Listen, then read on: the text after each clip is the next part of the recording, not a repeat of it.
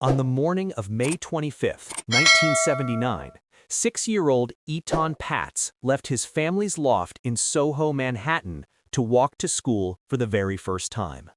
He never arrived. His disappearance changed America forever, sparking one of the largest manhunts in U.S. history and making him the first missing child to appear on a milk carton. Yet decades later, the mystery remains unsolved. Stay with me until the end, because this case is not just about one missing boy. It's about how an entire nation woke up to a nightmare. The Patz family lived in a converted loft on Prince Street in Manhattan's Soho district. Back then, not the trendy art hub it is today, but a neighborhood of old factories, narrow streets, and a growing community of families. Julie and Stanley Patz were raising their 3 children there. Their middle child, Etan, was a bright, adventurous boy with sandy blonde hair and large blue eyes that seemed to take in everything around him. That Friday morning was special.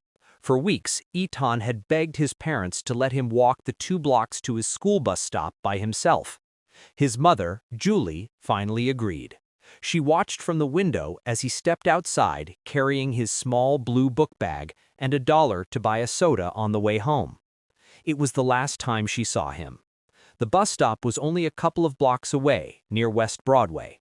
Etan waved goodbye and disappeared into the morning bustle. Neighbors later recalled seeing him walking confidently, wearing a blue cap and his favorite Future Flight Captain t-shirt. But he never made it to the bus. By the time the school called to report his absence, panic set in. Julie immediately phoned her husband, and the family began scouring the neighborhood. That afternoon, the New York Police Department launched a massive search, one of the largest in city history. Officers, bloodhounds, and volunteers combed through Soho's alleys, basements, rooftops, and abandoned buildings. Helicopters hovered overhead. Posters with Etan's face went up on lampposts and storefronts. But Soho in the late 70s was a labyrinth: dark factories, broken staircases, hidden storage rooms. It was a perfect place for someone to vanish. Despite the effort, no solid leads were found that first night, or the next. Within days, the case exploded into national news. Newspapers ran Etan's photo on the front page, and television networks covered the search. The haunting image of the 6-year-old with a gap-toothed smile became etched in the public's mind. Parents across the country saw their own children in his face. Fear spread like wildfire. If a child could disappear in broad daylight on a busy Manhattan street, then no one was safe. Etan's case marked a turning point. For the first time in U.S. history, a missing child's photo appeared on milk cartons, turning breakfast tables into daily reminders of America's missing children crisis. The campaign spread nationwide, and Etan became a symbol, the little boy who represented thousands of families searching for answers. Over the years, investigators pursued several suspects.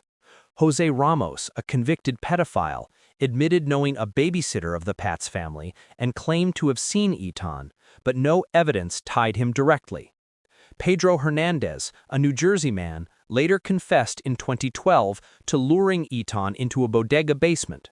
His confession was shaky, with no physical evidence, but he was eventually convicted in 2017. Still, many doubt whether Hernandez was truly responsible. Etan's body has never been found, and questions remain. The Patz family lived with the nightmare for decades. Stanley Patz, Etan's father, became a tireless advocate for missing children. May 25th was declared National Missing Children's Day in Etan's honor. But for Julie and Stanley, the absence never healed. They never moved from their loft, keeping Etan's room intact for years.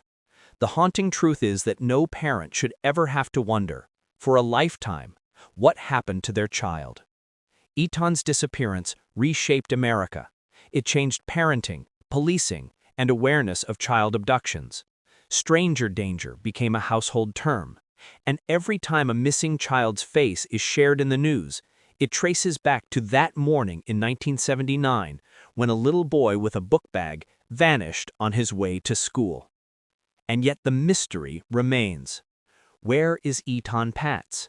And why, after more than 40 decades, can't America answer that question?